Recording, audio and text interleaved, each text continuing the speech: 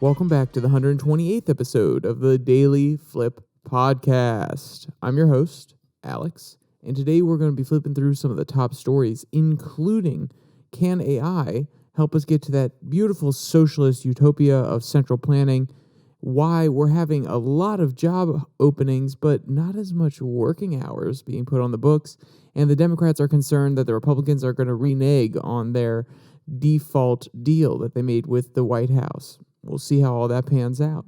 And of course, we will end today with our daily delight, a story meant to leave you feeling positive and ready to take on the day. Now, that's enough rambling from me. Let's jump into our daily debate. So what would an AI-powered utopia look like for you? If you're creating it, if you're going to make a book, if you're going to be Asimov, you're going to make a science fiction book that describes a world where humanity has everything they could ever want, and it's powered by AI. I think that's a really crucial part of this question, because I want to see what people come up with. I want to see how creative y'all can be down in the comment section. What would the system of government be? What would the market system be like? And what kind of different tech would be evolved in everyday life? Will we all have VR headsets? Will we have flying cars? I want to know what you guys think. So let me know down in the comment section, and hopefully I can read some interesting ideas. And maybe, we can collaborate in the future and write something about it in a little short story, because I'm trying to practice my writing a little bit. But that's devoid of the point. Let's jump to our first story. It comes from the American Institute for Economic Research. Can artificial intelligence solve the socialist calculation problem? And what they're trying to outline here is when a socialistic system is proposed, most of the workings of the market and industry and even some of the individual choices have to be calculated. They have to be planned. They have to be centralized. You'll see a lot of people, or if you listen to Kyle Kulinski, for example, the example he gives is when it comes to oil production, that should be nationalized, meaning that it is all brought underneath the federal government. And though there may be different branches in different regions, at the end of the day, the overall production levels, where we drill, why we drill, would be planned centrally in the federal government or the federal government bureaucracy. So that is what socialism, to a simple, very simple degree, is doing. It is bringing all of the aspects of the market economically under one roof, and it's leaving the decisions to be made centrally for the most part. There can, of course, be regional offices that decide a few things, but overall, those regional offices would have to report to the highest authority, the highest bureaucracy, in order to get their quotas for the year. Oh, no. South region, you can only produce 2,000 yards of steel this week, because we don't want you to overproduce and then devalue the steel in other markets and things of this nature. So that means that in order to have a effectively centralized system, you have to have a lot of raw data that you're analyzing and understanding. And then the question becomes, okay, well, humans can't necessarily do it, no matter how large the bureaucracy is. There's too much information. Some things are going to get past it. What about using AI, which can process information so much faster than we can, and could even see patterns that we're not able to? And it's been an interesting topic that's brought up in different science fiction books. And let's be clear, I don't think the socialists who exist in America today are like, yes, AI will solve our problem. I don't think they're out there trying to champion AI, truly believing that AI will be the solution. But the author is trying to cut this off at the neck, because if you can't tell by his sarcastic question, he does not agree with the premise. And he's trying to make sure that if people do have this illusion, that they at least consider his counter arguments beforehand. All right, so there are reasons he says no. Let's jump to this quote. Quote, so could artificial intelligent machines at last prove the central planners right? No, they could not. And I'll answer the question in three ways. First, it's theoretically impossible, because the problem is about information generation, not calculation of given information. Second, even if sufficient information existed to do the calculations, human incentives would tinker with the machine's programming, biasing their performance. 3, If the machines escaped the biased control of humans, their interest would not necessarily be congruent with humanity's interest. So I'll stop there. There's a little bit more to the quote, but let's review.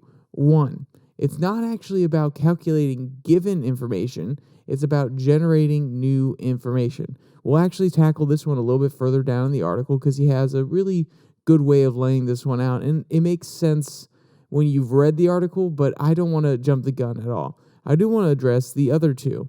The idea that people will tinker with the incentives of the machine or the AI program. I think that's a very interesting one. And you have to have the worldview that humans are not perfect. They're not always looking out for the interest of the collective, of the whole, and that they are inherently self-interested. And it's kind of pervasive, or at least that idea is pervasive in the world we live in. We live in a liberal society that tries to use the self-interest of one person or, their family and give them a way to channel that to help the collective through the free market. Oh, okay, you really want a rubber ducky for your child. It'll make your child happy. So you have a self-incentive to get the rubber ducky. Well, then you want to buy one. Who's going to make one? A company that realizes, okay, hey, we have a self-interest here because we can make money and we can also satisfy that other person's need for the rubber ducky. And then the company has to pay taxes. Well, it's in the self-interest of the company to pay taxes so they don't get, hit by the government. They don't get raided or shut down.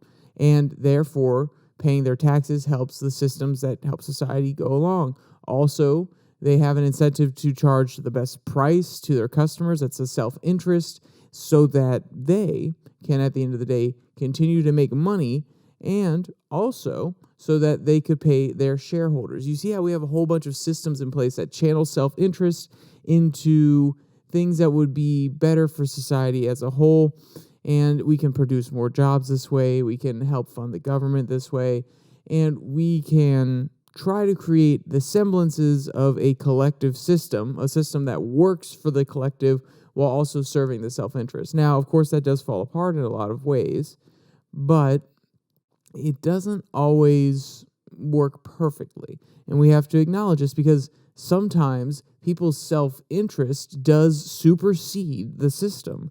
And that's what this author is talking about here, which is no matter how great you create the AI, if somebody gets in there and tinkers it and says, oh, well, actually, my home state of Colorado, I want them to have a little bit extra production this month. I think that we could benefit from the extra credits we may get. Or maybe I just want my home district to have a few more hours and I can go and claim to my constituents, hey, I talked with the social planners or the central planners of the steel industry and I made sure that they reworked the AI algorithm so that our county would get more jobs. Now, reelect me to office. You can see how this could be tinkered with. And if it's centralized in one place in Washington, D.C., that makes it easier for people to come and pressure the people that program the AI to change the code. And, of course, we could make it self-sustaining. We could make it so that, hey, we're going to make it and we're going to leave it. You can't change it. You can't try to get rid of any different incentives. You can't try to alter anything afterwards. But then you would even have to look at the programmers and how they are biased and what they value when creating the AI.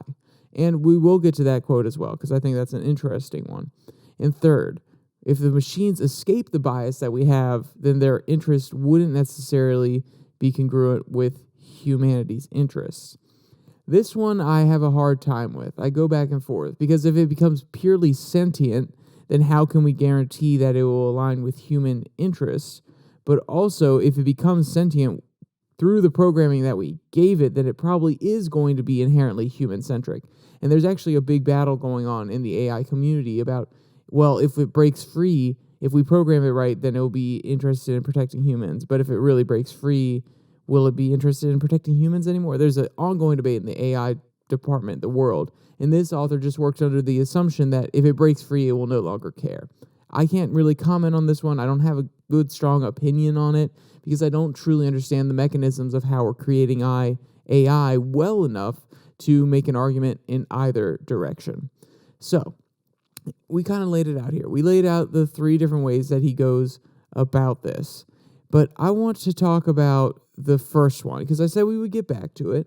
So let's talk about the current system and how it kind of breaks AI, or at least this author would argue that it breaks AI. Quote, how can private businesses do so with such fragmentary data? And what he's referring to here is how can the small businesses in your community respond to changing trends? And he was mentioning that the AI, it's not a problem of collecting data, it's about generating data. And the reason this is important is, actually, I'll keep going, but the reason he's highlighting this here is he's explaining how the system is going about doing it now, and then how that doesn't necessarily work for AIs. Quote, lots of guesswork and analysis based on past voluntary transactions and continual updating based on new income data. But the machines could only copy the process one time after that. All economic exchange pre-directed and the data generated of voluntary exchange would no longer exist. The machines would be unable to update their calculations using future exchanges the way that firms in markets do. All this was explained in Friedrich Hayek's 1945 article, The Use of Knowledge in Society, preemptively rebutting Asimov's 1950 supposition about the machines. Fortunately, Asimov seemed to have been unaware of Hayek's argument, or we might have missed a classic, if misguided, science fiction story.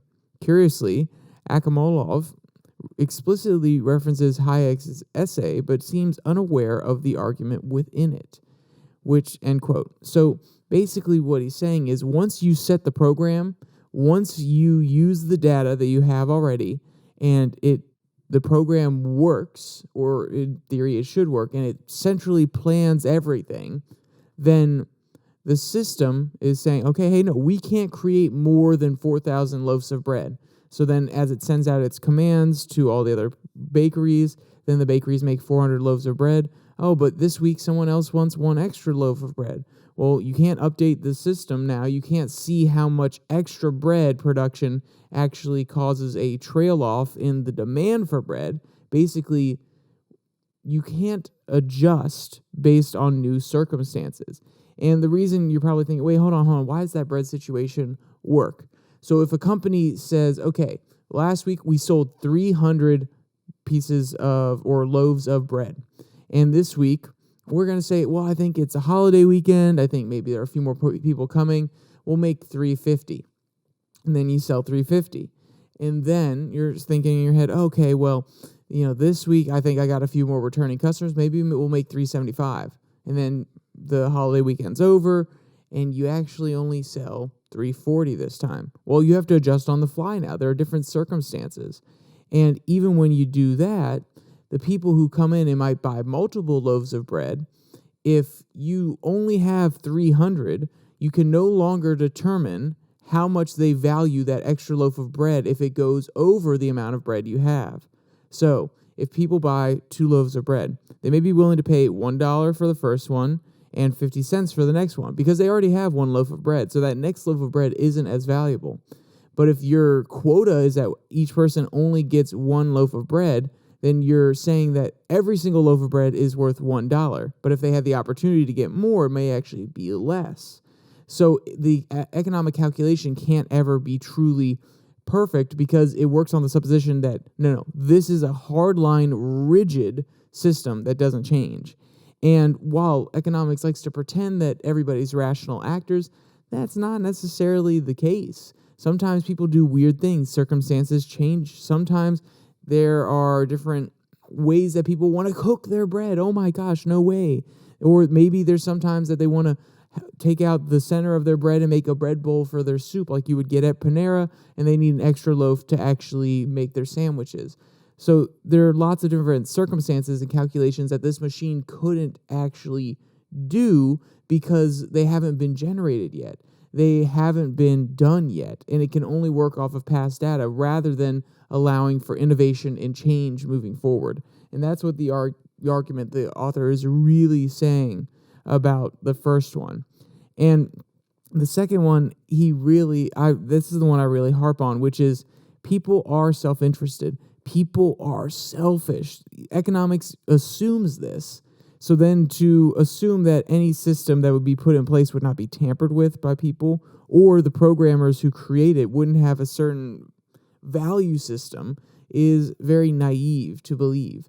I mean, imagine if a programmer grew up in a city and he absolutely loves cities. And when doing the math and having the AI say what situation is better economically, which one's more efficient for humanity, it says city dweller equals 1.5, rural folk equals 1.12, or something like this, and they adjust the values. They tell it what to value, basically. And someone who grew up in the country may be like, hey, no, city boy, you're crazy. It's way more beautiful out here. I get way more joy being out here in nature than you would in the city.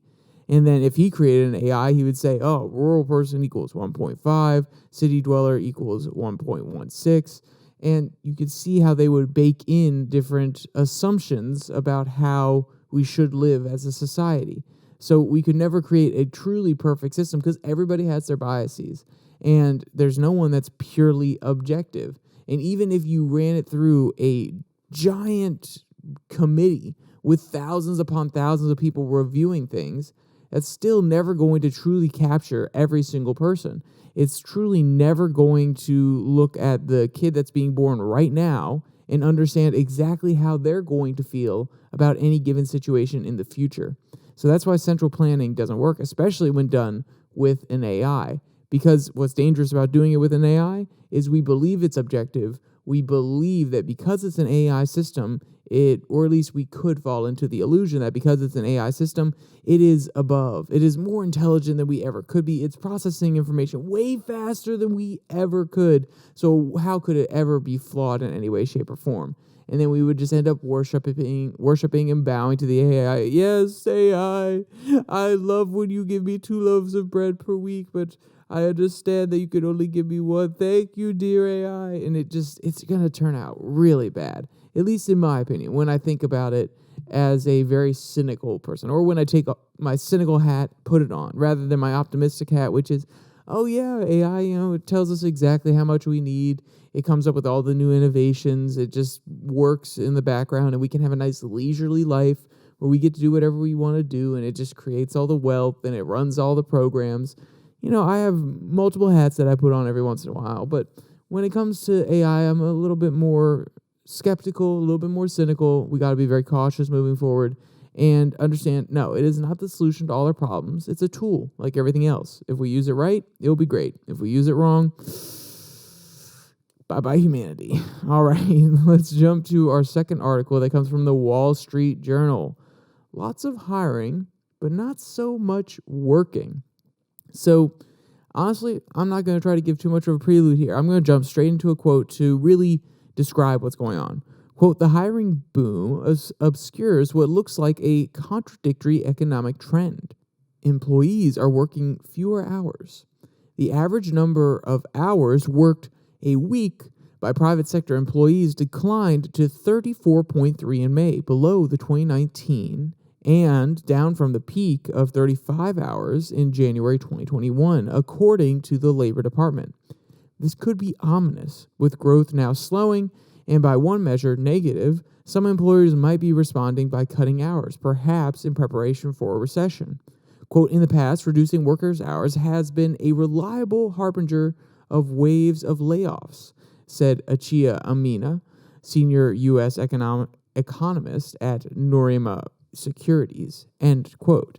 So we set the stage here. It's ominous. Oh my goodness. We are cutting hours. It's getting really tight for the employers. They're saying, hey, I can't actually fund those extra hours that you want to do, Bob. I'm sorry. You do a great job fixing up those loaves of bread. Sorry to connect the two. You bake some of the best loaves of bread, but I need you to do it for 1 less hour today because I can't afford to pay you. That's what this would normally indicate. But there's also a counter effect to the pandemic that may be baked in here, maybe baked into the bread a little bit. Wow, I'm really taking this analogy about bread really far. I think I'm just hungry. That may be what it is. Quote, in May, the average factory worker had 3.6 overtime hours, down from 4.1 a year earlier. Throughout much of the pandemic, American Fleet was churning out diesel engines for trucking companies. The Springfield, Missouri business couldn't hire fast enough, said sales manager Mark Patterson. Quote, we could do 30 engines a month easily, and last year we were doing something like 40. The guys were doing overtime and getting it all done, he said. Then earlier this year, roaring growth came to an abrupt end. Orders of American Fleet's engines are down around 40% as consumers' pandemic-driven goods buying binge waned, leaving truckers sitting idle. The company shifted from desperately posting job ads online to cutting worker hours. Normally, reduced worker hours could signal impending job cuts, but Patterson said American Fleet isn't planning layoffs because mechanics are so hard to find. With fewer orders to fill, workers are prepping engine blocks and upgrading equipment. He's optimistic that sales will start to pick up again based on container ships' arrivals, but that will take time to filter through. End quote. So, if you can kind of see the underlying message here, and the article does go on to explain this a little bit better, that employers are, it's twofold. One, they hired a whole bunch of people and they don't want to let them go because they're afraid that they won't be able to get them back. Because there are so many other job openings across the market, they're afraid that if they let these people go, they'll never get them back. And also, it is a retention plan, seeing the future. They're understanding or responding to COVID and the supply shocks that we've had, and they've grown to understand, okay, they're only temporary. And if we cut hours, we can keep these good workers who already know how to go through the process. We don't have to train anybody new. And then when things pick back up, we can have them go full force, and they've already been used to doing a whole bunch of overtime when things were great. And this is an interesting boom-bust cycle that you see. Okay, hey, we're having a boom time. You're going to be working overtime. We're not going to hire any new people, or maybe we'll hire one or two. And then the bust time comes. Hey, okay, we know that things are a little bit cyclical right now. It's not a real recession where everything's just a downturn. So we're just going to cut your hours, expecting things to get better in the future. Now, it could come back and bite them in the butt because maybe there is an actual recession and they do have to let people go, and they were holding on to too many people for too long and paying a little bit too much money to their employees. Maybe, but we'll see how it pans out. I just wanted to bring this one up because it's an interesting post-COVID response. And this is the beautiful thing about the business world, or at least the free market. It responds in ways that we don't necessarily think of intuitively at first, but it's very quick to learn the habits of the market, or at least the companies that survive are, and then we can actually use them as templates to understand how the pandemic affects certain industries, how they change the norms of society, so on and so forth. So it will be interesting to look back on this in 3 years and talk to this owner of this company again and say, hey, did that, cutting hours actually work for you in retaining your good employees who were able to respond quickly when things turn around? Did that actually work for you? And maybe in 30 years, they'll be talking about lots of companies that were doing this, and it becomes part of a business textbook. It's the beautiful thing about our system, the free market system. It's constantly evolving. It's constantly changing. We're constantly learning. And it's all because we love bread and we want more bread. So we want to be able to pay for bread. We want to be able to produce bread. And we just really, really want to make sure that we have all of our incentives in place so we can get that loaf of bread and keep on getting better at getting that bread. And yes, I know it does work in both ways. In this case, yes, get that bread, get that money, but also, loaves of bread. I mean, they're pretty darn scrumptious. So why not? All right, I promise I'll drop it after this one. It's not gonna matter, or maybe it will be, because we're going to our last article from HuffPost. Democrats fear GOP plans for deeper spending cuts and may lead to a government shutdown. So if you remember the deal that, Kevin McCarthy and Joe Biden cut when they were trying to figure out this whole debt ceiling issue, the GOP said, okay, hey, we want to limit spending to 2022 levels. And they kind of came up with a half deal, which is, okay, for this next year, if we can't come up with another deal, then it's going to keep the budget a little bit lower on non-essential spending and non-military spending. and we're going to cut a few programs here or there. But Biden was able to expand some of his plans and make sure that the GOP didn't get too far away with anything. Well, now the GOP is coming back to the table and said, hey, we put caps on spending. We said we won't spend more than this certain amount, but that doesn't mean we can't try to pass appropriation bills to cut more spending in other places. And the Democrats are kind of outraged. They're like, whoa, whoa, whoa, whoa. You said we had a deal. What do you mean you're going back on your deal? That's the framing that they have here, and that's where HuffPost is coming from. And the Republican argument is, hey, we do have a deal. We said we wouldn't spend more than this amount. That doesn't mean we can't try to cut more spending in other places.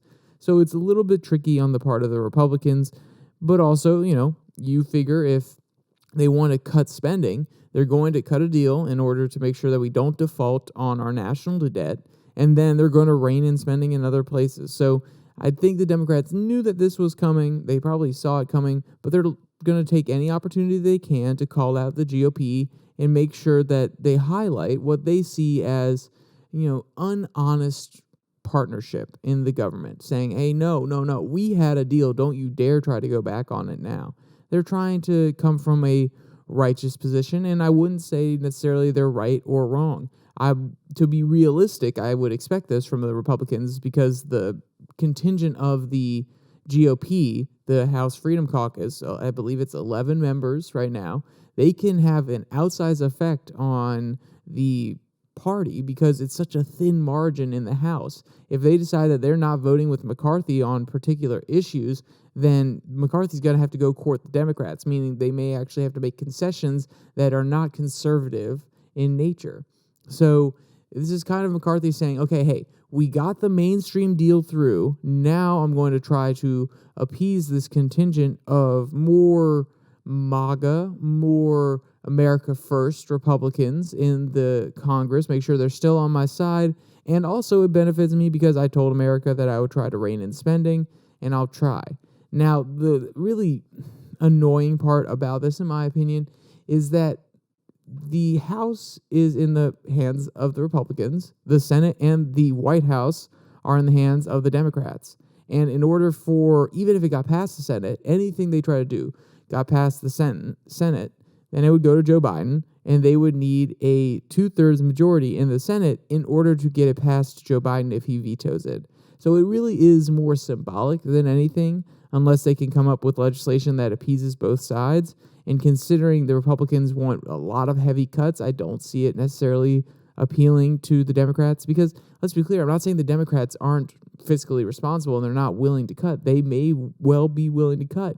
It just probably will be in areas that Republicans don't necessarily like. So it's more symbolic than anything, but it's McCarthy trying to play his cards the best he can and make sure that he doesn't really get the House Freedom Caucus really mad so that on important issues they can vote with him and they can at least try to force the Senate's hands in some important situations. So let's talk about the divide in the GOP. I'll read you a quote from here so you really understand what McCarthy's going through right now. Quote, Speaker Kevin McCarthy's aid to appease Republican hardliners and get the House moving again after a recent party rebellion on the floor has some Democrats warning of a difficult road ahead when it comes to passing legislation that will keep the government running. Republicans tied up votes this last week on guns and censuring one former President Donald Trump's most prominent critics, Adam Schiff. Those votes helped get the House moving again, though the latter effort failed, with Schiff helped by some 20 Republicans.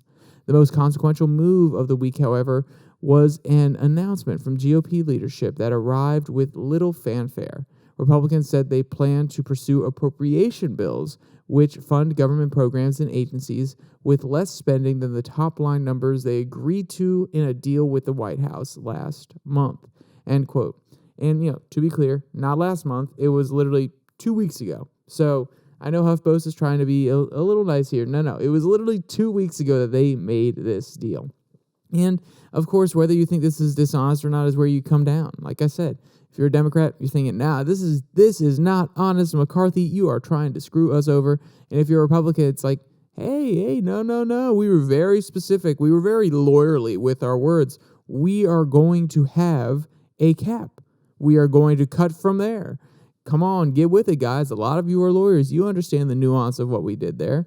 And, it's an interesting place for McCarthy and his caucus, his party to really be in. And to be clear, I think there are certain places that we could cut some spending or at least readjust how that spending is distributed. I think, of course, we should probably stop with this non-essential spending or the non-mandatory spending conversation and address the mandatory spending, which is Social Security and Medicare. I don't know the best solution going forward. I honestly don't have the ultimate plan, but maybe we could do something where for Social Security, for example, in certain sectors, you have a private Social Security system that's set up for the steel industry or, hold on, let's hear this one, the bread industry. Yes, we have a bread-only Social Security fund. And I'm kind of joking, but this would be that, okay, hey, the sector itself can decide how much of your paycheck it actually decides to put aside to a Social Security fund that goes to the workers from that system. And then the people who work in that industry could vote, okay, hey, I want to be fiscally responsible. Let's put 25% of my paycheck. That's a big chunk. Let's put that much into my Social Security.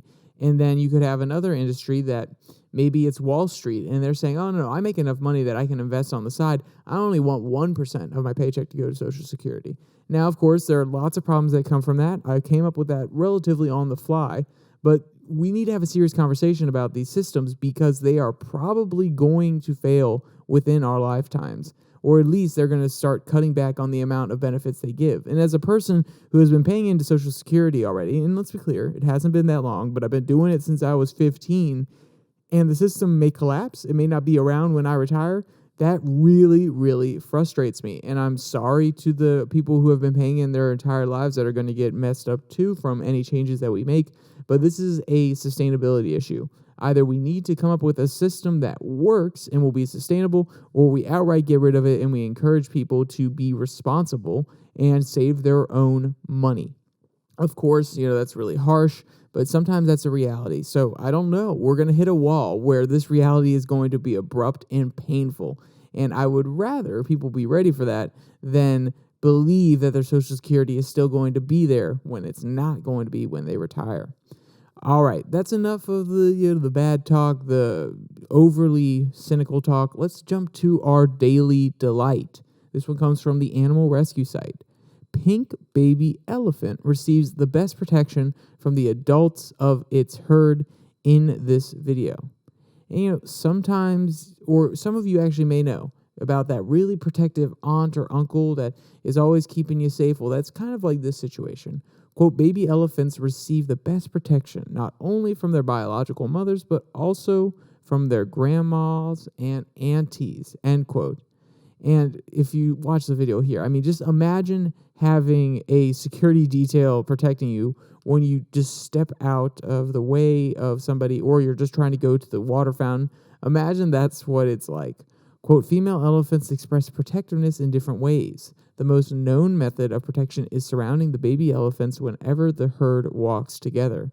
They ensure that both the baby and the mother are perfectly hidden from whatever danger lurks around them, end quote. But they weren't exactly perfectly protected from the camera. So if you want to see any of these cute photos or videos, or you want to read any of today's articles, there'll be a link in the description below that like and subscribe button. Also down there, you can find the links to the podcast on Spotify, Podcast, Google Podcast, Podvine, as well as the Twitter handle @YourDailyFlip. This episode should be going out on Wednesday, so if you go to the Twitter, I put out a Twitter tirade yesterday, and there will be another one coming on Thursday. Yesterday, we talked about aliens. Thursday, I don't know what we're going to be talking about quite yet, but that is Twitter exclusive content where I kind of just rant and rave and don't go through this normal process of having quotes laid out and having the articles in front of me. So, with all that said, there's only one more thing to say. Stay safe. Don't die.